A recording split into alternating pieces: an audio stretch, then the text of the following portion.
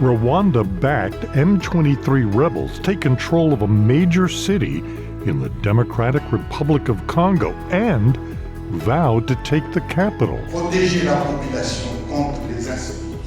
We will continue the March of Liberation all the way to Kinshasa. What's the fighting about and what's at stake? I think I can drum up about 10 scenarios at this point that could spark a regional war. It is an incredibly tense situation.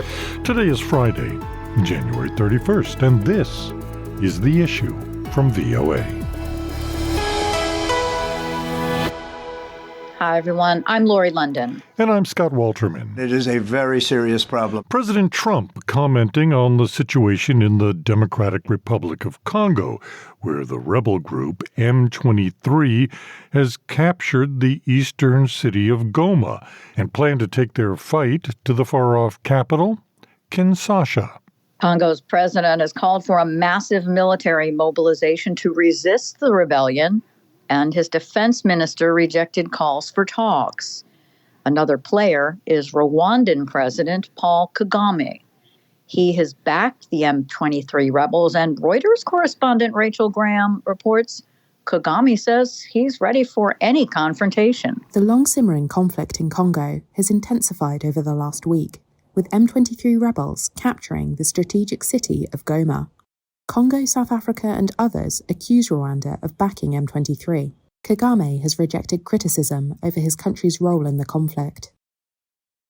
During a virtual summit of East African leaders, Kagame accused South African President Cyril Ramaphosa of distorting recent conversations about the conflict. He's also there pretending to be playing a peacemaker role, and he has a force that has been fighting alongside FDLR and has been fighting the M23 on the instructions of Tshisekedi, because these are people who are not supposed to be in Congo,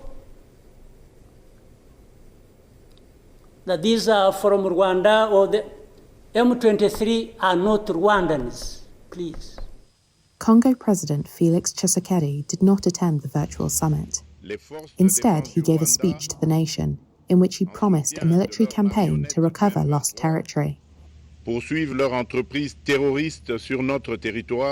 Rwanda is facing an international backlash over its actions in eastern Congo. It has repeatedly intervened there, either directly or through allied militias, over the past 30 years in the aftermath of the Rwandan genocide. The United States has told Rwanda it is deeply troubled by Goma's fall. Germany has cancelled aid talks with Rwanda, while Britain said the $40 million of annual bilateral assistance it gives to Kigali were under threat. After seizing Goma, M23 fighters were advancing south from the town of Minova along the western side of Lake Kivu. Goma itself is a lakeside city of nearly 2 million and a major hub for displaced people and aid groups. M23 says it plans to administer the city and appears to be settling in for a lengthy period of control.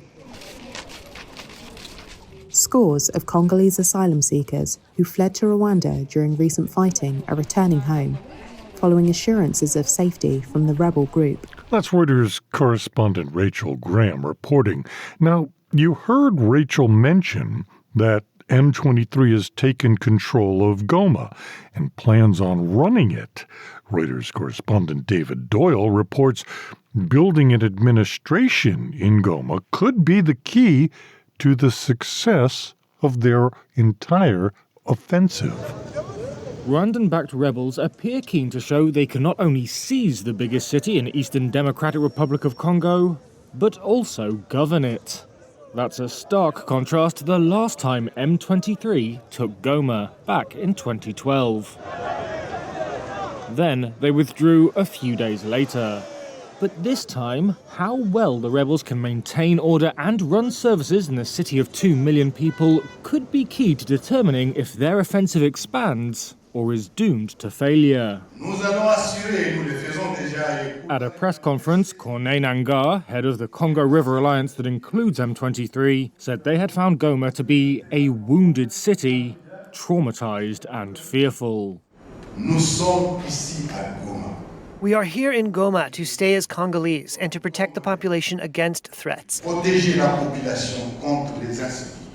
We will continue the March of Liberation all the way to Kinshasa. Libération jusqu'à Kinshasa. The former president of Congo's election commission pledged to get children back in school within 48 hours and to open a humanitarian corridor so displaced people could return home. Since Goma's capture, power and mobile data services, which had been down for days, have also returned. The border with Rwanda, a lifeline for the city, has reopened. And M23 officials said they had trained up hundreds of administrators who were ready to deploy. However, the World Food Programme has expressed concern over the lack of aid access to Goma and surrounding displacement camps. It warned that people are running out of food, medical care and drinking water. On Thursday, these Goma residents were turning to Lake Kivu after fighting disrupted the city's water supplies. Bonchance Mapendo said he was praying this would be his last trip. Because we, the people, are the ones they came to govern. And without water, we cannot live. They must do everything possible to restore our water supply. What's at stake is a potential return to the situation that arose in the 1990s and 2000s. Back then, Rwanda, Uganda and their proxy forces occupied and ran Congo's mineral-rich eastern borderlands, managing trade, communications and transport. In the 3 years since M23 reignited its rebellion, having been dormant for a decade, it set up parallel administrations in areas it's conquered, UN experts said in June. That involved taxing civilians and businesses and rolling out intelligence networks. In December, UN experts said the insurgents had generated an income of $800,000 per month after taking control of Rubaya, the largest coltan mine in the country. But Goma, with its population size, international airport and role as a hub for one of the world's biggest humanitarian crises, remains a far greater challenge. That was David Doyle with Reuters reporting. A big country, a lot of land, and there are a lot of players, Lori, in this situation, not just Rwanda and the rebels and the government of the Democratic Republic of Congo. Yeah, and it's a big story that, of course, is not getting as much attention that it might in some other day. Well, especially because there's a lot of international implication here. There is a huge contest in the entire continent of Africa involving Russia and the United States and China. So let's get some insights into this evolving situation with Michelle Gavin, a senior fellow for Africa Policy Studies at the Council on Foreign Relations. First of all, if you can just kind of explain what is happening in Goma and what is this fighting all about? What's happening is that the city of Goma, which is a very significant city in terms of population and is the capital of North Kivu, has fallen to the M23 rebel group. Now, Eastern Congo has been dealing with insecurity for many decades, and there are many armed groups that operate there. So this is not, the whole story about security in Eastern Congo, but this is the crisis of the moment. The M23 is a rebel group that is backed by Rwanda. There's evidence, too, of backing from Uganda. And they have seized Goma before in 2012. They claim that their aim is to go all the way to Kinshasa and to essentially overthrow the government there. But what's happening right now is they are moving into South Kivu, toward Bukavu, which is the capital of South Kivu. And these are two provinces that are very rich in minerals. So why is this happening? Well, there are multiple threads to pull there. First, you have the government of Rwanda claiming that it has legitimate security concerns about Eastern Congo. They share a border, obviously, and to the extent that Rwanda even acknowledges its military presence in the region and support for the M23, the reasoning is that this is necessary to protect Rwanda and particularly to go after the FDLR, which is sort of what's left of the genocidal regime responsible for the tragedy of 1994. And that it's necessary to protect ethnic Tutsis who live in Eastern Congo and protect them from persecution. But there also is a great deal of evidence that some of these very lucrative minerals in Eastern Congo are mined there, taken across the border to Rwanda, and then sold. So there are clear economic imperatives here as well. The Republic is very large. I mean, they're vowing to go to the capital, but that's all the way on the other side of a very big country.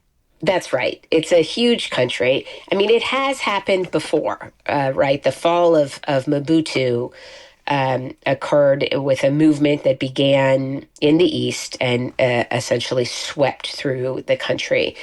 But it's not at all clear that this is a similar set of circumstances. You have a great deal of anti-Rwanda sentiment in Congo. There's a lot of nationalist sentiment, a lot of frustration with the violations of Congolese sovereignty. So I don't think it would be as easy as it was when you had a population exhausted by the Mobutu years. But perhaps this is rhetoric. Perhaps it's a real ambition. It's very difficult to know. What are other countries saying about this? Well, there are a number of countries with very clear stakes here.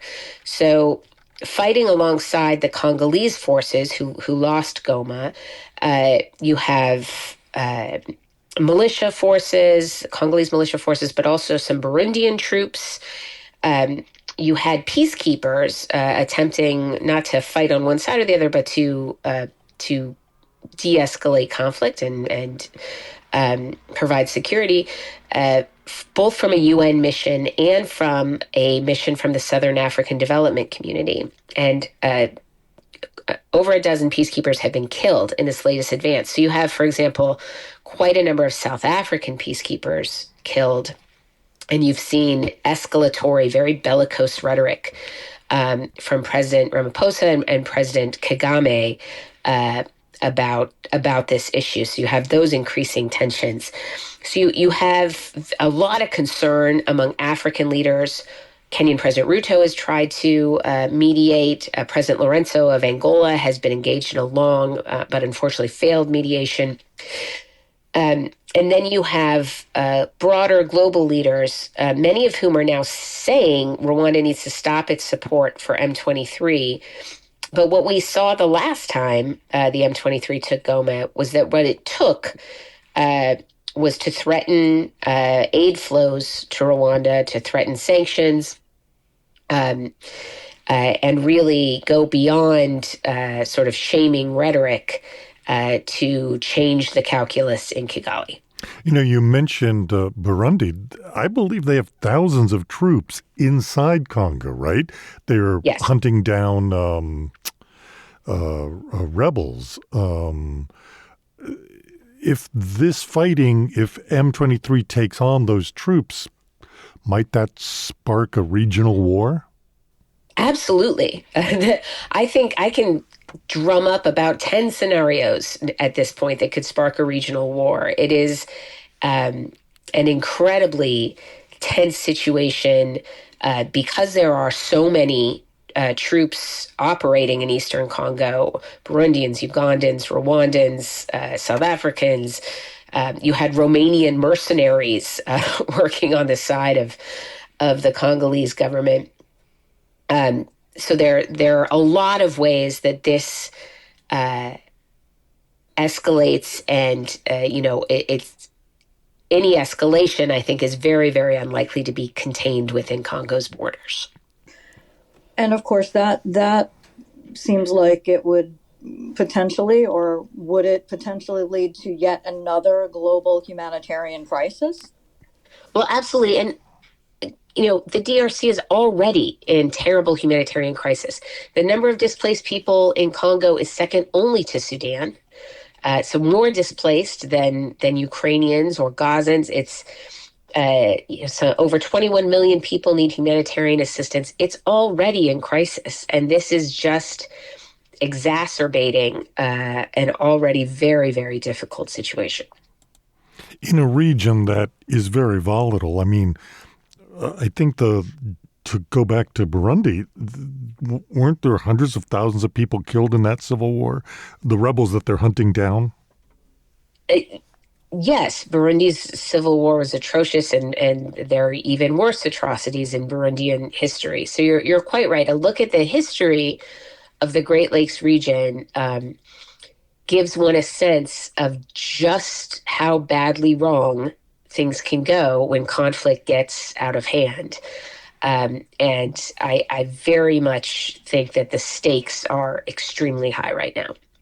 It's just so, I can't help but think about what Rwanda went through with its own genocide, that it would be willing and supporting of a mission to do something of this magnitude.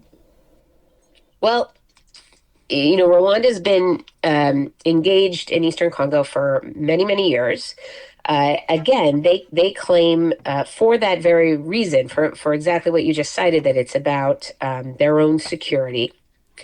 But the truth is they have exported insecurity to Eastern Congo. They have made ethnic Tutsi there the target of persecution rather than protecting them.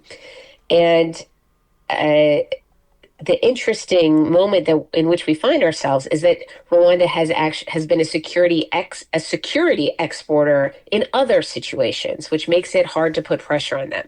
So Rwandans provide important security in northern Mozambique. They contribute to peacekeeping missions. They have this very capable and disciplined military, and they're willing to use it. So it becomes difficult for those who rely upon Rwandans for security in one place to condemn their exporting of insecurity in this context. Lastly, what are the implications or potential implications with this situation and the United States?